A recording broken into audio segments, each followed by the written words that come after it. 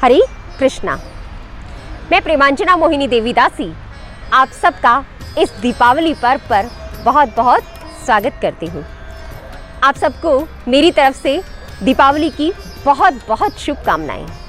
दीपावली सदियों से मनाए जाने वाला एक ऐसा उत्सव है जो हमारे जीवन में प्रकाश भरता है।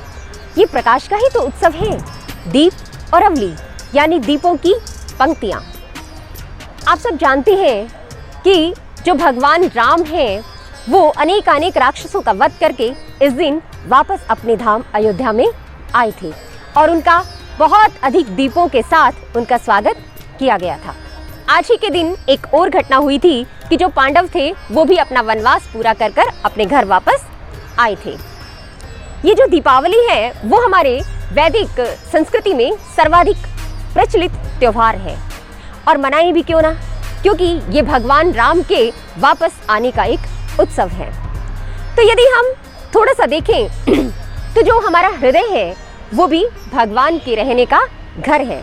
श्रीमद् भगवद गीता में कहा गया है कि ईश्वरः सर्वभूतानां हृदयेषु अर्जुन तिष्ठति, कि जो भगवान हैं वो जीव के हृदय में निवास करते हैं। परंतु क्या हम भगवान के प्रति चेतन हैं? भगवान की उपस्थिति के प्रति हम जागृत हैं? क्या हम जानते हैं कि भगवान हमारे हृदय में निवास करते हैं?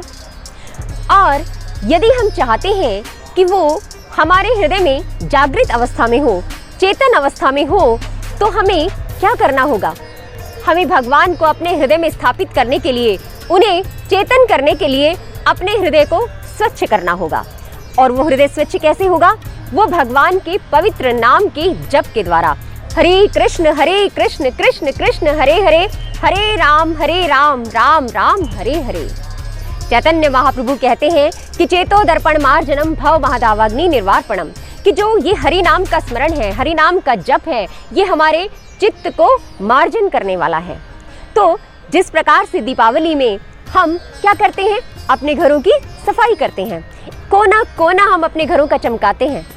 उसी तरह से यदि हम देखें जो हमारा हृदय है उसका प्रत्येक कोना अभी अंधकार में है, उसका प्रत्येक कोना अभी कालिक से भरा हुआ है।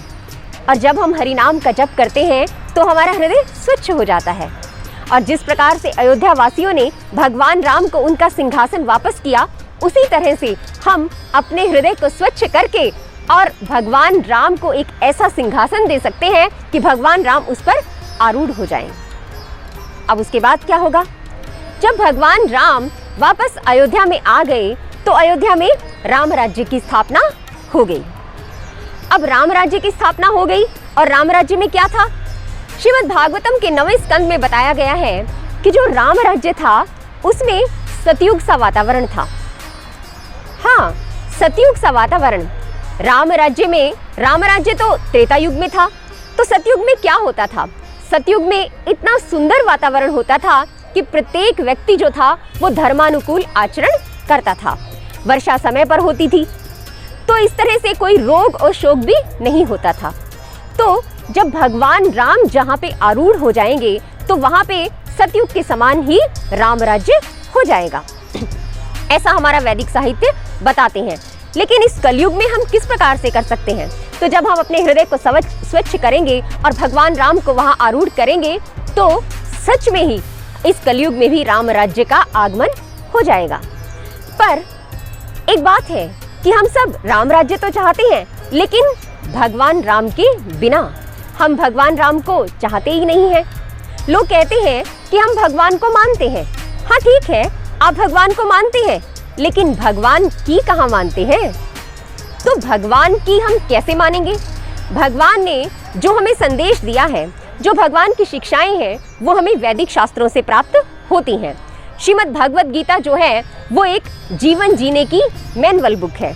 तो हमें अपना जीवन किस प्रकार से जीना चाहिए वो हमें श्रीमद् भगवद गीता बताती है।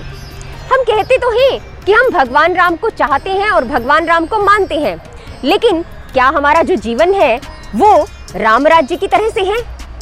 नहीं, हमारे जीवन में रोग है, अशांति है, सर्वत्र ही हाहाकार है। और ये क्यों है? क्योंकि वास्तव में हम भगवान राम की एक बात भी नहीं सुनते।